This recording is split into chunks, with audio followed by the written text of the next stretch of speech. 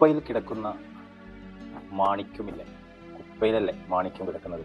ആ മാണിക്യം അതിൻ്റെ വാല്യൂ തിരിച്ചറിയുന്നവർ അതെടുത്തിട്ട് ഷോക്കേസിൽ വെക്കും. അതിൻ്റെ വാല്യൂ തിരിച്ചറിയാത്തവർ അതിനെ ചവിട്ടി മെതിക്കുകയും ചെയ്യും, അല്ലേ? അതുപോലെ തന്നെയാണ് നമ്മുടെ ജീവിതത്തിൽ, ചില ആളുകളുടെ ജീവിതത്തിൽ നടന്നുകൊണ്ടിരിക്കുന്നത്.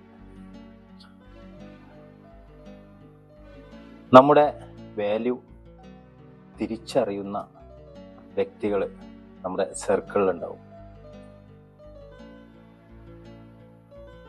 അവർക്ക് വേണ്ടിയിട്ട് നിൽക്കുക. എന്തെങ്കിലുമൊക്കെ ചെയ്യാൻ തോന്നുന്നുണ്ടെങ്കിൽ അത് അവർക്ക് വേണ്ടിയിട്ട് ചെയ്യുക. നമ്മളെ വാല്യൂ തിരിച്ചറിയാത്ത, നമ്മളെ ചവിട്ടി മെതിക്കുന്ന വ്യക്തികളുണ്ടാവും.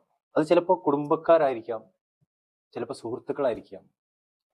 അവർക്ക് വേണ്ടിയിട്ട് നമ്മൾ ഒരു നിമിഷം പോലും നമ്മുടെ ജീവിതത്തിൽ അവർക്ക് വേണ്ടിയിട്ട് നമ്മൾ ചെലവഴിക്കരുത്.